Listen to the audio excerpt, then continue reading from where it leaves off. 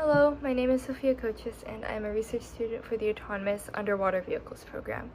I am researching the hydrodynamic effects of shark tentacles on rotational motion.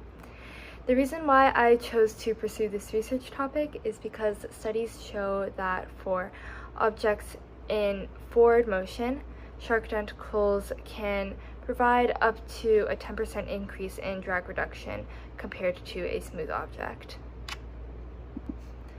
Researching the level of drag reduction that shark tentacles give to rotating objects is especially useful when considering applications for vehicles designed for maneuverability. My research has two main phases. The first one is computational fluid dynamics simulations, or CFD simulations, using OpenFOAM. For that, I CAD'd a smooth base shape and short fin mako shark tentacles, and I applied the tentacles to that base shape and simulated it in OpenFOAM as if it were a rotating object in a basin of still water. And the second phase is the physical experiment. So essentially, I did the same thing that I did in the simulation, except I resin printed the test shape and I rotated it in a large basin of water and calculated the drag.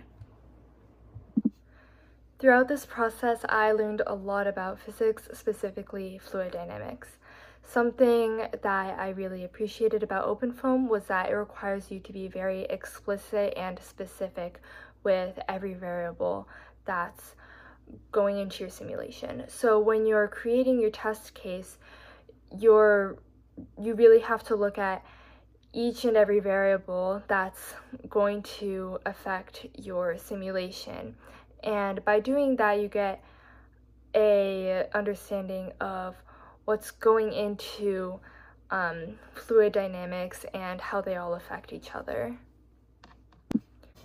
Because the mesh for my identical test shape was so complex, I ended up running the OpenFOAM simulation on the Satori supercomputer, which was another great tool that I was able to use and learn about. So why did I come back to BWSI as a research student? I did the Autonomous Underwater Vehicles Challenge last year as a rising junior, and during that time I did an extension project where I modeled and fabricated a torpedo attachment for our submersible. And during that project, I got a little bit of a taste of what it would be like to do research at BWSI. Everyone was very supportive, the staff was there to help, and it was an overall really great experience. So I was very happy when I was invited back to be a research student this year.